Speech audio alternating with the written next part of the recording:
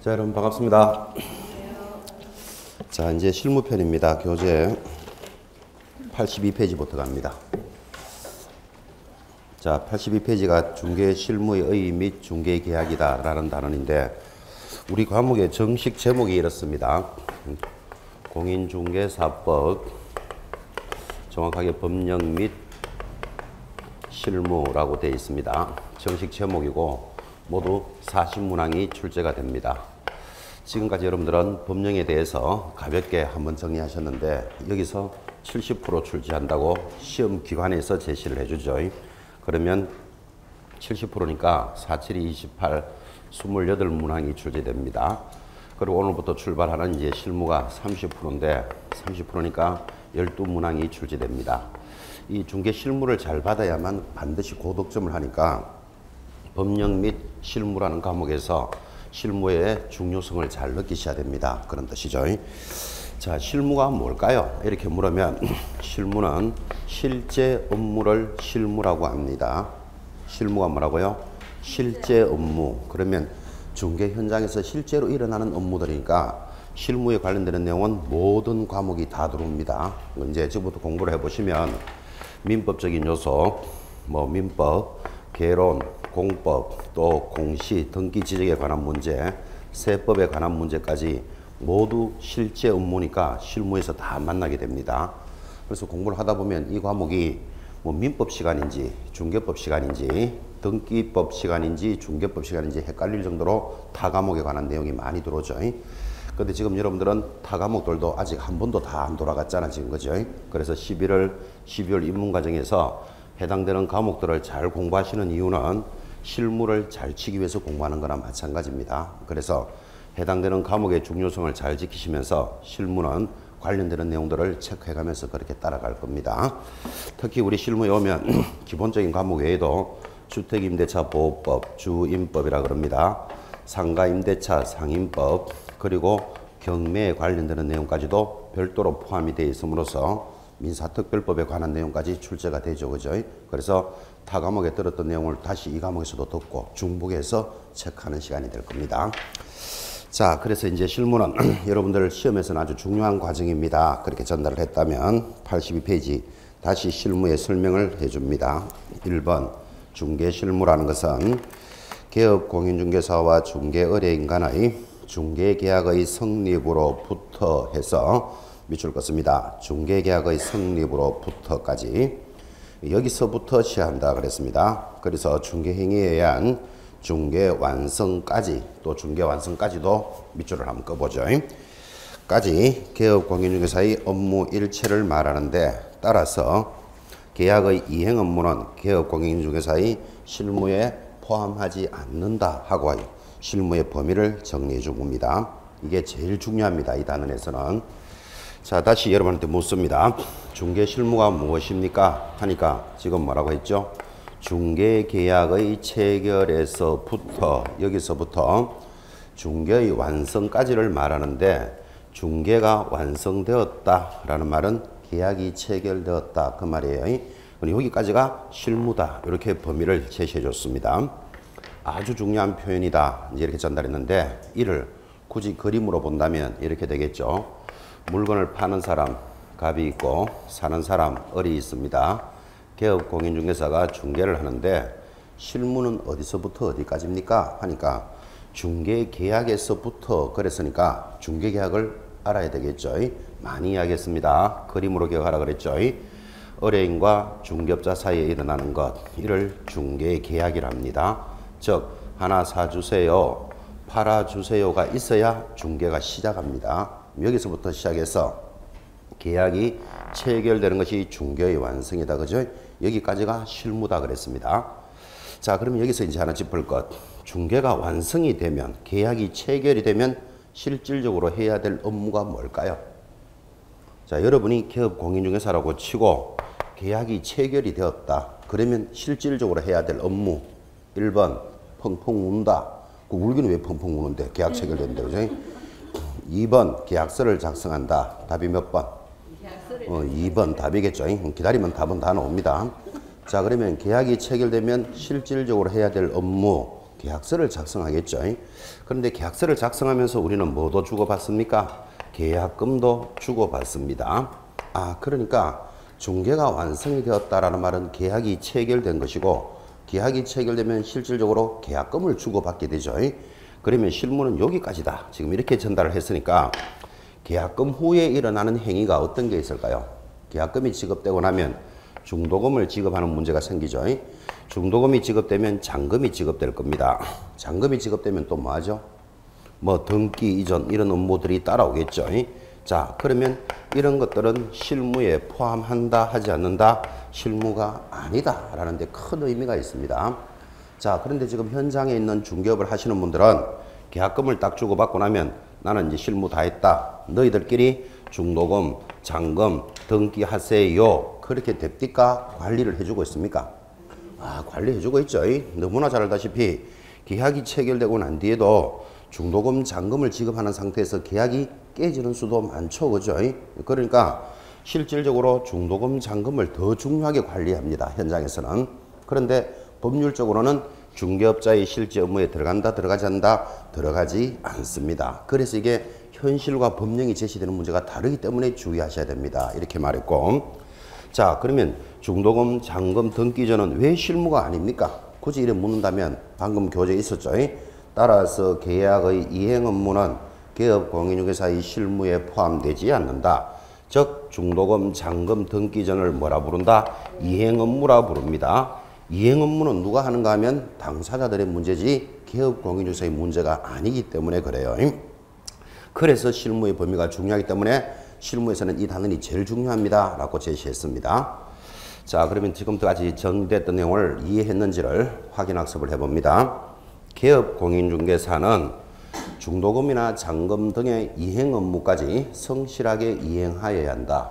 OX, X입니다. 그래 들어오면. 근데 이거를 범위를 안 잡고 있으면 그 말에 틀린 걸 못 찾아냅니다. 중도금, 잔금도 성실하게 이행하여야 한다. 성실 들어가 있는데 틀린 거 못 찾아낸다니까, 그죠? 그래서 법적으로 범위가 어디까지냐를 잘 보고 계셔야 됩니다. 그 다음에 이제 여러분들이 지금까지 법령에서 들으셨지만 중개계약에서부터 지금 실무가 출발한다 하고 범위를 딱 제시해줬잖아 지금, 그죠? 그러니까 중개계약 전에 일어나는 게 있어요. 예를 들면 개업공인중개사가 교육을 받아야 한다, 또는 뭐 사무소를 이전한다, 사무소 이전, 또는 뭐 휴업, 폐업 신고를 한다. 많은 내용들이 법령에서 들으셨지만 이런 것들도 실무에 포함한다 하지 않는다? 하지 않습니다. 이것들은 전부 다 실무하기 전에 다 있어야 될 내용들이죠. 그죠? 그래서 실무의 범위를 정확하게 지금부터 기억해 놓으셔야 됩니다. 이게 기초입니다. 기초. 이런 기초가 흔들리니까 나머지 내용이 정리가 안 된다니까 지금, 그죠? 그래서 첫째 줄에 중개 실무의 범위를 제시한 것에 대해서 의식을 딱 하고 정리를 하셔야 됩니다. 자, 그러면 이제 실무의 범위를 알았다면 내려가면 2번 실무의 과정이 나옵니다. 이 과정 옆에다가는 가로 열고 절차 이렇게 한번 적어 봅시다. 과정이나 절차는 같은 말이에요. 자, 과정이나 절차는 같은 말인데 과정, 절차 이런 말들은 어떤 사람이라도 반드시 거쳐야 되는 절차니까 번호를 달아야 됩니다. 1번 중개 의뢰 접수 찾았습니까? 의뢰 접수의 1번 밑으로 계획을 수립하고 2번 물건에 대해서 조사 확인합니다. 3번 4번 중개활동, 그걸 판매활동이라고도 부릅니다. 그리고 판매를 잘하면 5번 중개가 완성이 되겠죠. 그래서 1, 2, 3, 4, 5 번호를 달았습니다. 지금 무슨 소리 하고 있는가 하니까 실제 업무가 중개계약에서부터 중개완성까지인데 어떤 개업공인사도 거쳐야 되는 과정이 있다니까요. 첫째 뭐가 돌아야 된다? 당연히 중개 의뢰 접수, 그를 중개계약이라 부릅니다. 하나 사주세요, 팔아주세요가 접수가 되어야만 이제 실무가 시작하는 거예요. 두 번째, 이것에 대해서 팔 것인가 살 것인가 계획을 수립합니다. 계획을 수립하고 나면 그 물건에 대해서 조사 확인을 잘해서 네 번째, 중개활동, 그를 영업활동 또는 판매활동이라고 합니다. 영업이 잘 되면 다섯 번째, 계약이 체결이 되겠죠. 계약이 체결되는 까지가 우리 실무라 그랬잖아 지금, 그죠? 그래서 1번 중개계약으로부터 그 다음 계약의 체결까지의 흘러가는 과정인데 어떤 중개업자도 반드시 지켜야 될 내용들입니다. 그래서 지금부터 수업은 이 단계를 공부해 나가는 게 실무편이다 이렇게 보시고, 예전에 시험 문제에 이런 건 냅니다. 지금 1, 2, 3, 4, 5, 5가지를 확 섞어놓고 실무의 절차가 올바르게 된 것을 찾으시오. 이런 문제도 냅니다. 그러니까 지금은 뭐 초창기 문제고 지금은 거의 출제될 수준은 아니지만 어떤 개업 공인중개사도 거쳐야 되는 과정이 이렇구나. 그런데 이거 외우는 거 아니죠? 자, 1번 중개 계약이 있어야만 실무는 출발한다 그랬잖아요. 마지막이 뭐다? 중개의 완성이니까 결국 막 뒤섞어도 2, 3, 4를 막 섞어놓고 순서 찾아라 그러겠죠. 여러분들은 1번, 5번은 딱 잡고 있어야 되잖아 지금. 그죠? 그래서 2, 3, 4가 이렇게 움직일 거예요. 그래서 이 과정대로 공부해 나가는 것이 실무편입니다. 자, 그래서 이제 하단에 보니까 이런 실무를 출발하는데 부동산 중개가 되기 위한 3가지 요소가 있습니다. 제일 밑에 있어서 좀 이렇게 후져 보이지만 중요한 내용입니다. 그거 별표 딱 해놓고 줄을 쫙 긋습니다. 3가지 요소가 뭡니까? 개업 공인중개사, 중개 의뢰인, 중개 대상물을 중개의 3요소다 이렇게 부릅니다. 자, 이 중개가 되기 위한 3요소를 지금 이야기하고 있는데 그림으로 많이 전달했었습니다. 이 그림이 중개하는 그림이잖아요. 근데 이 중개가 되기 위한 3가지 요소가 있다니까요. 지금 줄을 끄셨지만 첫째 개업 공인중개사 있어야 됩니다. 두 번째는요. 중개 의뢰인, 중개 의뢰인이 갑이죠. 갑. 매도인이 하나 팔아달라 사달라 의뢰인. 그리고 중개 대상물을 3가지 요소라고 부릅니다. 지금 그림으로 이것이 3요소구나 이렇게 따라 붙어야 되는데 이거를 지금 줄을 쫙 긋듯이 이렇게 막 외우면 어디에 걸려드는가 하면 중개가 되기 위해서는 중개사무소를 갖추고 있어야 한다. OX. X입니다. 여기 중개사무소라는 말이 있다 없다? 없죠. 그런데 중개하려면 사무소 있어야 될 것 같다라고 문제 내면 막 딸려 들어갑니다. 사무소 있어야 될 거니까. 중개가 되기 위해서는 중개보수를 갖추고 있어야 한다. OX. X죠. 보수라는 말도 없잖아. 그죠? 그런데 여러분들은 우리 법령 시간에 중개사무소에 관한 것, 중개수수료에 관련되는 문제를 중요하게 배운단 말이에요. 그러니까 이런 것들이 중요하기 때문에 3요소에 들어갈 것임하고 문제가 나온다고. 그래서 여러분들은 이런 문제에 썼거니까 아예 중개의 3요소는 무엇으로 기억한다? 그림으로 기억하라고요. 3요소가 뭐다? 물건, 중개 대상물, 의뢰인, 중개업 공인중개사 이것을 3요소라고 합니다. 그림으로 눈에 딱 새겨 놓으셔야 됩니다. 자, 그런데 그림으로 보면 좋은데 그림으로 볼 때 주의해야 될 게 하나 있습니다. 여기 매수인, 을은 동그라미 해야 될까요? 안 해야 될까요? 해야 되지. 의뢰인 하면 매도인, 매수인이 의뢰인이잖아. 그죠? 여기까지도 동그라미를 해야 돼요. 그러니까 그림으로 보면 좋은데 동그라미를 딱 해놓고 나니까 동그라미가 4개가 나오거든. 집에 가가지고 내가 졸았나? 4요소 이렇게 바꿀까봐 걱정돼요. 동그라미는 4개라도 3요소예요. 의뢰인이 누구니까? 매도인, 매수인이 의뢰인이니까. 그러니까 결국 이 그림이 중개라는 내용 전체를 다 가르쳐 주는 거예요. 그죠? 그래서 이런 그림은 참 잘 그린 그림이래요. 이런 그림은 아무나 만드는 게 아니라니까요. 이렇게 잘 그린 그림 누가 만들었을까요? 그런 거는 몰라도 되고 하여튼 그림은 막 그리는 게 아니라는 뜻을 잘 보셔야 돼요. 이 의미를 딱 가지고 정리가 되죠. 그래서 중개라는 내용에 대해서 용어도 정리되지만 중개의 3요소를 이 그림이 전달해 주는 거잖아요. 그죠? 이 그림은 시험 칠 때까지 수백 번을 만나게 될 겁니다. 중개의 3요소 그림으로 기억합니다. 중개 대상물, 의뢰인, 중개업자, 즉 개업공인사를 3가지 요소로 하지 중개사무소, 중개보수 이런 말이 들어가면 틀립니다. 이런 것들을 정리했습니다. 자, 이제 이게 서론입니다. 서론. 드디어 본론으로 접어들었습니다. 이제 오른쪽 보니까 중개 실무는 어디에서부터 출발한다 그랬죠? 중개 계약으로부터 출발한다. 그래서 이제 오른쪽에 중개 계약 이제 드디어 첫 단계가 출발을 합니다. 자, 중개 계약도 법령 시간에도 많이 들었지만 다시 한 번 더 설명합니다. 그림으로 기억하라 그랬습니다. 중개 계약이란 개업 공인중개사가 의뢰인으로부터 중개 대상물에 관한 중개를 의뢰받고 그 중개의 목적인 중개가 완성이 되면 보수를 지급받기로 약정함으로써 성립하는 계약이다. 이는 법률행위이며 법률행위에 밑줄 긋고 실무의 출발점이고 보수 청구권의 근거가 된다. 지금 했던 말 또 계속 반복하고 있죠.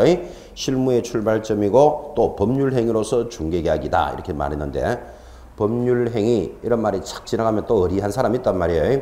그래서 앞으로 여러분들은 법률행위 하면 이꼴 계약이다. 이렇게 기억하시라 그랬죠. 계약 중에서 대표적인 계약이 뭐가 있죠?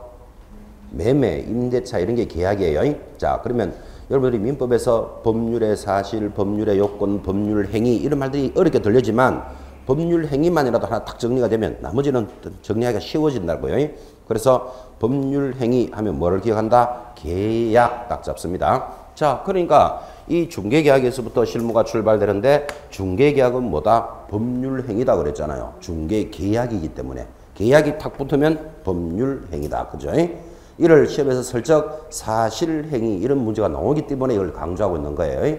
자, 그래서 앞으로 사실행위 하면 틀리니까 밑에다가 X 표시 딱 해놓으셔야 돼요. 중개계약은 무슨 행위다? 법률행위이다. 그러면 법률행위, 사실행위 이런 말들이 안 쉽잖아 사실 여러분들이. 그렇지만 법률행위가 계약만 하나 잡아내도 어떻든 구분을 해낸다 이 말이에요 지금. 그죠? 그래서 중개계약은 법률행위이다. 그러면 법률행위니까 법률로서의 성격이 있겠죠. 그래서 내려가니까 2번 이런 중개계약은 낙성계약이면서 불요식 계약이다. 옆에 굳이 친절하게 달기를 요물을 하면 틀리고 요식계약도 아니다. 객관식 문제를 지금 대비해 줍니다. 2번 유상 쌍무계약입니다. 그때 조건부 쌍무계약으로서 편무계약에 가까운 특수한 쌍무계약인데 이를 무상계약이다, 편무계약이다 이렇게 들어오면 틀린다 이렇게 대답해 줍니다. 또 민사중개계약입니다. 그를 뭐라 부른다? 상사하고 잘 들어온다니까 시험에서. 그죠? 상사중개가 아닌 민사중개입니다. 4번 비전형 무명계약이고 혼합계약이고 위임계약 유사설 그게 또 제일 중요해요. 위임계약에 동그라미 딱 해놓고 옆에다가 판례 요래 적어놓습니다. 판례는 위임과 가장 유사하다 이렇게 제시를 하고 임의적 계약이면서 계속적 계약입니다. 계속이라는 말은 아파트 하나 사주세요, 팔아주세요라는 중개계약이 들어오면 팔아줄 때까지 계약은 성립되어 있다 이런 뜻이겠죠. 그걸 계속적 계약이다 이렇게 부릅니다. 이러면서 이 중개계약에 대한 성질로서 지금 실무가 출발되는데 이 중개계약은 판례가 뭐하고 가장 비슷합니까? 이렇게 물으면 답이 뭐다? 위임계약 유사설. 이거는 누가 이야기했다? 판례가 제시했습니다. 그리고 이게 중요하니까 체크해 놓으셔야 됩니다. 법률적인 성질은 낙성계약이 무슨 뜻인데요? 불요식이 무슨 뜻인데요? 지금 이런 거 공부하는 시간 아니죠? 이런 것들은 객관식 문제에서 대비하는 모습으로서 체크를 했습니다. 자, 그 다음 3번 유형, 갈로 열고 종류라고 적어놓고 별표입니다. 이제 이 단원에서 그래도 제일 중요한 게 유형입니다. 유형을 다른 말로 뭐라 그런다고요? 종류 이렇게 말한다니까요. 자, 그러면 지금 중개계약에서부터 실무가 출발했기 때문에 중개계약을 출발했는데 이런 중개계약의 종류가 여러 가지가 있다니까요. 자, 그러면 의뢰인과 중개업자 간에 하나 사주세요, 팔아주세요라는 중개계약을인데 이런 종류가 모두 몇 개가 있을까요? 5개를 소개해 줍니다. 제목에 줄 것입니다. 1번 보통 중개계약 줄 거고 2번 전속 중개계약 줄 것입니다. 3번 독점 중개계약 4번 공동 중개계약 5번 순가라는 5가지 형태가 있다. 이 실무편에서 여기서 시험에 제일 잘 나옵니다. 자, 그러면 이렇게 하나 사주세요, 팔아주세요라는 중개계약에서부터 실무가 출발하는데 첫 번째 종류가 뭐다? 일반 중개계약. 그걸 다른 말로는 보통 중개계약이다. 그렇게 말합니다. 두 번째, 우리가 전속부터 나왔죠. 두 번째는 전속 중개계약이라는 게 있고 세 번째는 독점 중개계약이라는 것도 있습니다. 네 번째는 공동 중개계약이라는 것도 있고 이쪽으로 너무 많이 갔다. 이쪽으로 한번 갑시다. 5번째 종류가 뭐다? 순가라는 형태가 있습니다. 순가 중개계약이라는 게 있는데 여러분들 크게 이렇게 적어주면서 중개계약의 종류를 5가지를 지금 소개해 줍니다. 자, 그럼 교재에도 있지만 일반적인 중개계약, 일반 중개계약이 무엇입니까? 하면 그림으로 보시면서 자, 물건을 팔아달라는 갑이 여러 사람의 개업공인중개사 A, B, C에게 팔아주세요라고 여러 명에게 의뢰를 하는 형태입니다. 자, 이런 형태를 보시면서 여러분들은 이 그림을 딱 이해했다면 어떤 특징이 나타납니까? 자, 일단 중개보수는 누구에게 준다? 중개보수는 가장 먼저 계약을 체결한 사람에게 지급한다. 동의하시겠습니까? 아파트를 팔아주세요를 여러 명의 개업공인사에게 의뢰해서 수수료는 가장 먼저 계약 체결한 사람에게 지급합니다. 자, 그거 말을 알아들었다면 그러면 여기 있는 A, B, C, D의 개업공인중개사들은 열심히 일한다, 설렁설렁한다. 설렁설렁합니다. 내가 빨리 해야 수수료 받을 수 있으니까 열심히 할 것 같죠? 내가 아무리 열심히 해본들 다른 사람이 계약해버리면 수수료는 꽝이잖아. 그죠? 그러니까 언뜻 보면 열심히 할 것 같지만 열심히 하지 않습니다.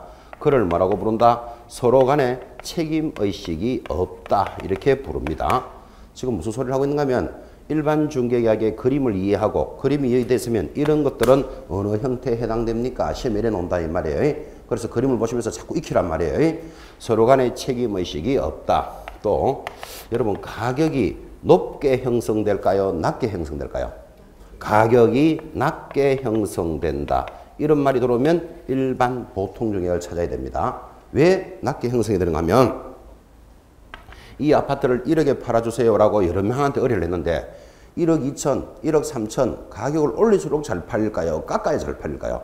깎아야 잘 팔리지. 그러니까 중개업자들이 경쟁적으로 가격을 낮췄습니다. 빨리 깎아야 계약이 성립되기 때문에 그거 1억 못 받습니다. 9,500에 팝시다. 9,400에 팝시다. 9,000쯤 합시다. 자꾸 깎는다니까 이렇게 그죠? 그래서 대체적으로 어떻게 된다? 가격이 낮게 형성이 된다. 이런 말이 나오면 일반 보통 중개를 찾아내라. 지금 그 말이에요. 하나 더 할까요? 이런 계약이 우리나라에 많을까요? 작을까요? 우리나라의 90%가 전부 일반 중개계약이에요. 그래서 우리 교재에도 있지만 우리나라에서 가장 일반적인 형태이다. 이런 것들이 출제됐던 문제예요. 그래서 다음 중개계약 중 우리나라에서 가장 일반적인 형태를 고르시오 하면 답이 뭐다? 일반 보통 중개계약. 이거 찾아내야 된다고. 그죠? 지금 여기 다 안 적었지만 만약에 이 그림을 여러분이 이해했다면 의뢰인이나 중개업자 간에 일어나는 게 중개계약인데 둘 다 불리한 형태를 찾으시오 하면 답이 뭐다? 일반 보통 중개계약 찾으셔야 됩니다. 속으로는 별로 불리하지도 않구만 싶어도 시험용으로는 둘 다 불리한 것 하면 답이 뭐다? 일반 보통 중개계약 찾으셔야 됩니다. 자, 그러니까 지금 우리나라에서 가장 많이 일어나는 형태가 이런 형태입니다. 그러니까 여러분이 보다시피 좀 비과학적이고 비합리적이다. 그죠? 먼저 체결한 사람에게 수수료를 주겠다. 서로 간에 책임의식도 없다. 이러니까 전부 다 나쁜 말이 다 나오잖아요. 그죠? 그래서 사람들이 의뢰인과 중개계약을 하면서 좀 과학적이고 합리적으로 할 수 있는 게 없을까 하고 도입을 합니다. 뭐를 도입한다? 전속중개계약을 도입합니다. 자, 전속중개계약은 법령 시간에도 공부를 했지만 그림을 이렇게 그렸습니다. 물건을 팔아달라는 갑이 특정한 중개업자 A에게만 팔아주세요 라고 전속으로 의뢰를 합니다. 자, 그러면 중개업자 입장에서는 불리할 일이 있다 없다? 없죠. 내만 팔 수 있는 물건이 있기 때문에 수수료 받을 확률이 높죠. 그러면 개업 공인중개사도 유리하고 자, 갑도 유리합니다. 어차피 이 갑이라는 사람은 이 물건이 팔리면 누구에게 주더라도 수수료는 한번 줘야 되잖아. 그죠? 그런데 믿을 수 있고 일 잘하는 사람한테 딱 맡겨놓으면 이 사람이 책임성 있게 일해준다고. 썰렁썰렁 일하지 않는다니까요. 서로 간에 책임의식이 없다. 이런 것하고는 개념이 다르잖아요. 그죠? 어차피 수수료 한 번은 줘야 될 거. 그죠? 그래서 여러분들은 이 전속중개의 특징이 탁 들어오면 양 당사자 간에 이 두 사람 간이죠. 양 당사자에게 유리한 형태를 찾으시오 하면 답이 자동으로 뭐다? 전속중개계약입니다. 별로 뭐 좋지도 않구만 싶어도 시험용으로 무조건 기억해 놓으셔야 돼요. 의뢰인과 개업공개사 둘 다 유리한 형태 하면 전속중개계약. 그러면서 이 전속중개계약은 여러분이 법령에서 배우셨지만 정보를 공개하라 이런 의무도 있고 또 전속중개계약은 세 번째 스스로 발견한 고객이 있다면 중개 보수를 지급합니까? 실비를 지급합니까? 스스로 발견했다. 이 말은 갑이 A에게 아파트를 팔아주세요라고 의뢰를 했는데 갑의 동생, 뭐 우리말로 갑다시가 형님 아파트를 내가 살게요. 그럴 수도 있는 거잖아요. 그러면 자기 스스로 그 의뢰를 했다. 보수를 지급하는 게 아니고 뭐를 지급한다? 실비를 지불한다. 라는 것들이 특징입니다. 그때 실비는 공부하신 분들은 얼마를 지급한다고 들었습니까? 보수의 50% 범위 내에서 실제 비용을 지불한다. 이런 것들이 수업이 진행되었죠. 그리고 네 번째, 이런 전속 중에는 우리 법령상에 명시화되어 있는 계약입니다. 그러니까 중개계약의 종류가 5가지나 있지만 우리 법에 해야 됩니다 라고 명시화되어 있는 것은 뭐다? 전속 중개계약 하나만 있고 전속 중개는 법령상에서 공부할 때도 굉장히 강조합니다. 앞으로도 무조건 출제되기 때문에. 그래서 중개계약의 종류를 딱 공부하다 보니까 가장 유리하고 좋은 것, 하여튼 괜찮은 것 하면 답은 뭐다? 무조건 전속 중에 탁 집으셔야 돼요. 자, 그런데 세 번째, 독점 중개계약이라는 것도 있습니다. 교재 한번 가볼까요? 독점 중개계약. 교재 첫째 줄에 이렇게 갑니다. 특정 개업 공인중개사에게 독점적으로 의뢰를 하는 유형으로 미국에서 주로 사용되며, 미국 동그라미 놓고 전속 중개계약과 형태는 같으나 유효기간 내에 중개가 완성이 되면 누가 계약을 성사시켰는지 여부와 관계없이 수수료를 받는다는 점이 전속 중개계약과는 다르다. 이런 표현이 있습니다. 자, 그러면 독점을 다시 그림으로 그리면 형태는 전속 중개하고 같다 그랬잖아요. 그 형태가 같으니까 그림을 그리면 물건을 팔아달라는 갑이 특정한 사람 A에게만 팔아주세요 하는데 이번에는 이거를 독점적으로 한다 그랬습니다. 그러면 형태는 같은데 전속 중개하고 가장 큰 차이가 뭐냐 하고 물으면 이 독점 중개를 맺으면 A라는 개업권사에게 누가 체결시켰느냐에 관계없이 수수료를 지급한다. 그러니까 우리는 좀 더 강조하면 항상 무조건 보수는 발생한다.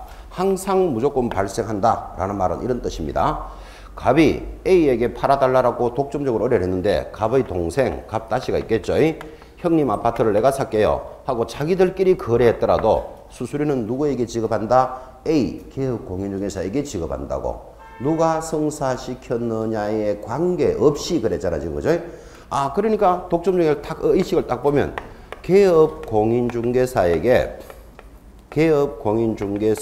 개업공인중개사에게 유리한 형태를 찾으시오 하면 답이 뭐다? 독점중개계약이다. 이런 느낌이 오시겠습니까? 이 중개계약의 여러 가지 종류 중에서 개업공인중개사에게 가장 유리한 것은 뭐다? 독점중개계약이에요. 왜 독점이다? 항상 무조건 수수료는 발생한다. 자, 이런 개념이 좀 잡히신 분들은 시험에서 우리나라에서 이런 형태가 많다, 작다? 우리나라에 이런 형태 거의 없습니다. 우리나라 사람의 체질이 안 맞습니다. 누가 일하더라도 수수료는 니한테 줄게. 이게 우리나라 사람 체질이 안 맞다니까요. 우리나라 사람은 어떤 체질일까요? 내 한 만큼 가져가기. 이게 체질이지. 그죠? 빨리 내 한 만큼 가져가기 체질이지. 누가 하더라도 수수료는 너에게 주겠다. 이거 우리나라 사람 체질이 안 맞다니까. 독점 중개야. 이거죠?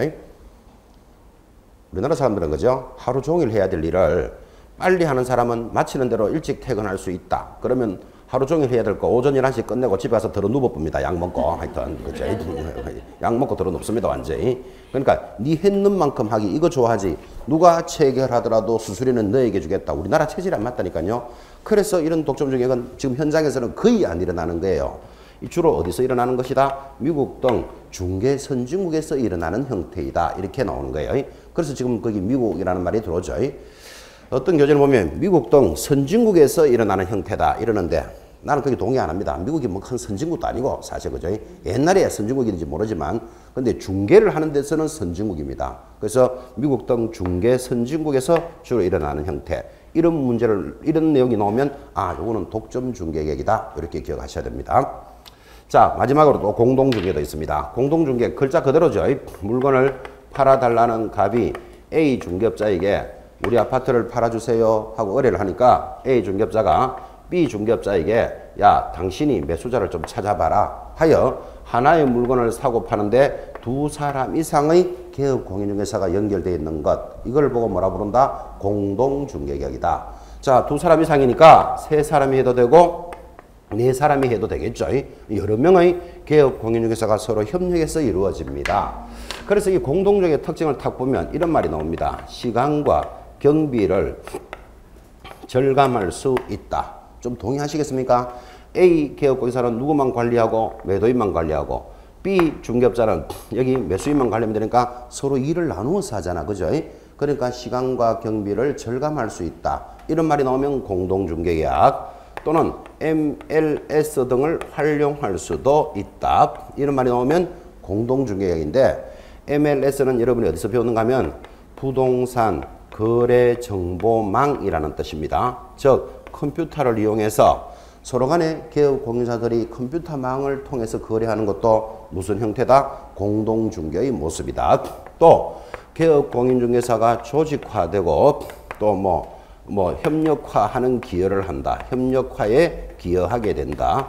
여러분 보다시피 이런 여러 명의 개업 공인중개사가 엮어서 하다 보니까 서로 간에 협조하고 협력해야 되겠죠. 그래서 조직화, 협력화에 기여하는 형태, 이런 문제를 물으면 공동중개계약 찾아내야 된다 이 말이에요. 네 번째, 또 이런 문제도 이 내용에 따라 들어가겠죠. 이렇게 하나의 물건을 사고 파는데 여러 명의 개업 공인사들이 협력을 하다 보니까 서로 간에 무슨 수준이 좀 비슷해야 가능이 일어납니다. 그래서 서로 간에 상호 신뢰를 요구한다. 상호 신뢰성이 요구된다. 이런 말이 들어가면 공동중개계약이다 라는 특징이 따라갑니다. 상호 신뢰성이 요구된다. 이건 이렇게 설명할까요? 자, 여기 A 개업공인사가 물건을 팔아달라는 의뢰가 들어오니까 B 개업공인사에게 당신이 매수자를 찾아봐라 해서 서로 협력해서 거래가 일어나야 되는데, 찾아오라는 매수자는 찾아오지도 안 하고 내 물건 가지고 갖단다, 이런 말들이 현장에서 일어날 수도 있겠죠. 그래서 공동중개를 하려면 서로 간에 믿고 거래할 수 있어야 돼. 상호 신뢰성이 요구되어야 한다. 또 상호 신뢰성 속에는 이런 말도 들어가겠죠. 수준도 비슷해야 돼. 예를 들면 이게 공장이라고 칩시다. 여러분, 내가 공장을 팔아달라는 의뢰를 받았는데 나도 살 사람을 찾겠지만 내 친한 개업공인사에게 야, 이런 공장이 좋은 게 나왔으니까 니도 매수자를 찾아봐라 하고 공동으로 일어나는데, 저 개업공인사는 공장이라는 공짜에 대해서 하나도 몰라. 여러분 알다시피 공장은 청고가 몇 미터 되고 전기가 어느 정도 들어오는 용량이 되고 폐수나 오수 처리는 어떻게 해야 어떤 업종이 들어올 수 있다, 이런 걸 좀 알아야 공장을 거래할 수 있을 거 아니라, 그죠? 근데 저 사람은 공장에 대해서 전혀 모른다면 이 공동중개가 일어난다, 일어나지 않는다? 일어나지 않겠죠. 그래서 서로 간에 수준이 좀 비슷해야 돼, 그죠? 그래서 그를 뭐라 부른다? 상호 신뢰성이 요구된다 라는 말을 하고 있는 거예요 지금. 이런 특징이 나오면 저거 공동중개계약이다, 이런 말을 찾아낼 줄 알아야 한다, 지금 이래 갑니다. 이 단원에서 종류가 제일 중요한데 시험에 제일 많이 나오는 게 5번째 순가가 제일 많이 나옵니다. 많이 나왔습니다. 순가중개가 뭡니까 하니까 글자는 순하게 순가 해놓고 나쁜 놈은 여기 다 붙어 있습니다. 의뢰인이 개업 공인중개사에게 줄 것입니다. 미리 매도 매수 가격을 제시하고, 이제 이런 말이 탁 올라오면 순가중개 딱 잡아내야 된다니까요. 미리 매도 매수 가격을 제시하고 그 가격을 초과하여 거래가 성사되면 초과 부분을 개업 공인중개사가 수수료로 받기로 하는 약정을 말한다. 그리고 특징도 있지만 지금 그 말을 그림으로 그리면 이렇게 되겠네요. 순가라는 것은 미리 가격을 제시합니다. 그러니까 이 물건이 지금 팔리지도 않았는데 미리 가격을 제시하고, 이런 말이 탁 올라오면 자동으로 순가를 딱 찾아내는데, 미리 가격이라는 말은 팔리지도 않은 물건에 의뢰인과 개업공인사가 우리 이거 10억에 팔자 이렇게 가격을 미리 정합니다. 정해놓고는 10억을 미리 가격을 제시해놓고 초과 부분이 있으면 그 초과 부분을 알파라고 부르고 초과 부분을 중개보수로 하자. 이런 형태를 뭐라고 부른다? 순가중개다. 자, 그럼 이 말을 여러분들이 이해했는지를 물어봅시다. 이거를 10억에 팔면은 나머지를 수수료로 하자 이랬는데, 개업공인중개사가 얼마나 열심히 팔아왔는지 15억에 팔았다. 수수료가 얼마? 수수료가 5억이다. 지금 그런 형태를 순가라 합니다. 이걸 시험에서 초과 부분을 개업공인중개사와 의뢰인이 상호 협의하여 결정한다, 그런 문제 쏘면 안 돼요. 초과 부분이 뭐다? 수수료다 이 말이에요. 한 번 더 합시다. 이 땅을 2천만 원에 팔아주시오. 가격부터 미리 정해놨다니까요. 팔리지도 않았는데 2천만 원에 팔아주시오 했는데 개업공인중개사가 1억에 팔아왔습니다. 수수료가 얼마다? 8천만 원이다. 지금 이런 말이잖아요. 배보다 배꼽이 더 크죠. 그러니까 이런 형태를 알아들었다면 이런 특징이 나오겠죠. 허위, 과장 광고의 원인이 되고, 이런 말이 나오면 여러분들은 자동으로 순가다라는 거 찾아내겠습니까? 이게 10억 이상 팔아야 수수료가 될 거니까 이거 한 20억 된다, 이래 말해야 이게 15억이라도 팔릴 거 아니라, 그죠? 허위, 과장 광고의 원인이 되고, 나쁜 말은 다 가본다 그랬죠.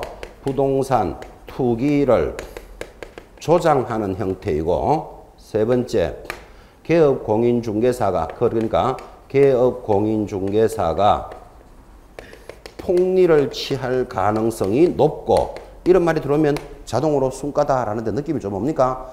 그리고 네 번째, 초과하여 금품을 수수하게 되면 1년 징역 1,000만 원 벌금에도 해당되는 것을 찾으시오. 나쁜 말들 다 들어가면 전부 다 뭐다? 순가중개계약이다. 이런 개념이 잡혀야 된다 그랬습니다. 자, 그래서 오늘 오래간만에 여러분들은 실무에 접어들어서 가장 중요하다는 단어는 중개계약의 종류와 그 특징을 지금 공부하신 거예요. 근데 이거 한 번 듣고 다 기억한다는 건 무리예요. 한 번 듣고 다 듣는 건 무리지만 그림이 이해가 되면 객관식 문제가 들어오면 따라가면서 체크해낼 수는 있다니까요. 자, 보시면서 대답합니다. 개업 공인중개사와 의뢰인 서로 간에 유리한 형태는 무엇입니까? 전속 중개계약. 문제 그래 찾아내야 된다고요. 서로 간에 불리한 형태는 무엇입니까? 일반 보통 중개계약. 이렇게 찾아내야 된다고요. 개업 공인중개사에게 유리한 형태는 독점 중개계약. 이런 게 보입니까 지금? 그죠? 자, 허위 과장 광고의 원인이 되고 개업 공인중개사가 폭리를 취할 가능성도 있고 초과하여 금품이 수수될 가능성이 높은 형태는 순가 중개계약. 찾아가겠습니까? 이렇게 공통을 찾아내야 된다고요. 또 다음 중개계약의 종류 5가지 중에서 컴퓨터망을 이용하여 개업공인사 상호 간에 신뢰성을 가지고 중개가 일어나는 것. 답이 뭐다? 공동중개. 이렇게 찾아낼 줄 알아야 된다. 이 말이에요. 거기다가 서로 간의 협력화, 조직화, 또 개업공인사의 협력화에 기여하는 형태. 이런 것들이 공동중개의 모습입니다. 되겠습니까? 아, 그림을 보면서 스토리가 어떻게 한다를 익히셔야 안 된다고요. 저거를 1, 2, 3, 4를 빨간 볼펜 막 돌려가면서 외우는 게 아니다. 이 말이에요. 그래서 이를 중개계약의 종류라 합니다. 서론 단계에서 제일 중요한 단계입니다. 지금 이렇게 공부를 하고 있는데 이 공부를 여러분 왜 하느냐를 한번 이 의미를 한번 가져보는데 지금 편이 법령편이 아니고 실제 업무를 가르치는 편이잖아요. 지금 그죠? 실무 시간이니까 왜 중개계약의 종류에 대해서 이렇게 열심히 강조하는가 하면 이거를 여러분한테 요구하는 겁니다. 이제 나중에 여러분들이 시험에 합격하셔서 언젠가는 중개사무소를 차리겠죠. 사무소 차리면 사장님이 되는 거예요. 다시 또 희망을 갖기 위해서 원래 꼭 합격하시겠죠. 그래요. 지금 시험 다쳤는데 아니요 이러면 골치 아픈 사람이에요 지금. 그죠? 원래 꼭 하실 거예요. 시험 날짜는 나왔어요. 2015년 10월 24일 토요일 쳐요. 원래부터 10월 마지막 토요일이라고 날짜는 지금 나왔는데 원래 이제 시험 치시면 꼭 합격하실 겁니다. 하면 개업 공인중개사 언제 개업할 겁니까? 2, 3년 있다가 연습 좀 했다가 그럼 2, 3년 했다가 드디어 차리면 이제 드디어 사장님이 되잖아. 그죠? 자, 그러면 지금 우리가 배우는 수업이 뭔가 하면 이제 A라는 분이 2, 3년 연습하고 드디어 사장님이 되었습니다. 사무소를 차렸다 이 말입니다. 그러면 희망도 포부도 당당하겠죠? 그래서 차려놓고 사무실 아침에 출근 탁 합니다. 그 전에 뭐 했다? 개업식 이런 건 다 했겠죠? 개업할 때는 이 업을 하는 최종 목적이 뭔데 이런 것도 다 들으셨죠? 국민 경제에 이바지하기 위해서 지금 이 업을 하잖아. 그죠? 그래서 개업식까지 다 끝내고 첫 출근 딱 했습니다. 포부도 당당하게 아침에 사무실 딱 앉았는데 드디어 갑이라는 사람이 우리 아파트 좀 팔아주세요 하고 딱 오는 거예요. 우리말 하면 첫 손님이에요. 그러면 여러분은 속으로 뭐라고 생각하면 드디어 중개계약이 성립되었다. 맞죠? 의뢰인과 개업공인사 간에 아파트 팔아주세요라는 첫 계약이 성립되는 거예요. 아, 이 첫 손님은 기억하기도 좀 좋을 거예요. 그죠? 그러면 여러분 A가 커피 한 잔 딱 해놓고 지금까지 배운 솜씨대로 해야 되잖아요. 배운 게 그거니까 아파트 팔아주세요 하고 오면 앉혀놔놓고 중개계약이 성립되었는데 중개의 종류가 모두 5가지가 있습니다. 어느 거 하시겠습니까? 이렇게 물어봐야 된다고. 그죠? 근데 현장에서 지금 그렇게 물어보는 개업공인사 있다 없다? 없다고. 왜 없을까요? 물어나 마나 전부 일반적으로 해버리니까 그런 거야. 그죠? 그러니까 여러분들이 이제 배운 대로 딱 앉혀놓고 커피 한잔 하면서 일반 보통 중개계약이라는 게 있습니다. 이거는 여러 명의 중개업자에게 의뢰해가지고 가장 먼저 체결한 사람에게 수수료를 지급한다. 그러다 보니까 서로 간에 책임의식도 없고 일을 설렁설렁하게 하고 가격이 주로 낮게 형성되는 가능성이 있으며 우리나라에서 가장 많은 형태인데 이거 하시겠습니까? 이렇게 물어보라고 지금 가르치는 거예요. 이거 하시겠습니까? 이렇게 물어보면 갑이 뭔가 좀 안 좋은 소리를 막 하고 있잖아 지금. 그죠? 그러면 다른 거 없습니까? 이렇게 묻겠죠. 좋은 게 있습니다. 전속 중개계약이라는 것도 있습니다. 지금 이렇게 진행하라고 지금 가르치는 거예요. 전속 중개계약은 특정한 중개업자 A에게만 의뢰해서 어차피 수수료 한 번 지급해야 될 거 열심히 일하는 사람한테 맡김으로써 서로 간에 유리한 형태고 중개사법에도 요거는 시험에도 꼭 나오던 형태가 있습니다. 이것도 하시겠습니까? 이렇게 설명을 해줘야 된다고. 그죠? 이 갑이라는 사람이 아파트 팔아주세요 하고 왔다가 아침부터 이상한 소리 듣고 있죠. 이래 설리는 사람을 꼭 앉혀놓고 미국에서 수입한 것도 있습니다. 이렇게 또 설명해줘야 돼요. 그죠? 미국에서 수입한 게 뭐다? 독점 중개계약. 항상 무조건 수수료는 발생하는데 개업 공인중개사에게는 유리한 형태다. 근데 우리나라 사람 체질에는 좀 안 맞는 겁니다. 하시겠습니까? 이런 물어봐야 된다니까요. 아침부터 이상한 중개업자 만났죠.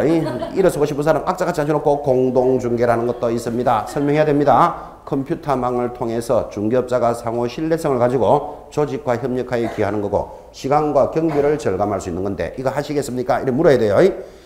이제 거의 어지러지해진 수준에서 있는 사람을 마지막으로 하나 더 강타 먹이죠. 순가라는 것도 있습니다. 요 놈은 나쁜 놈은 다 갖다 붙습니다.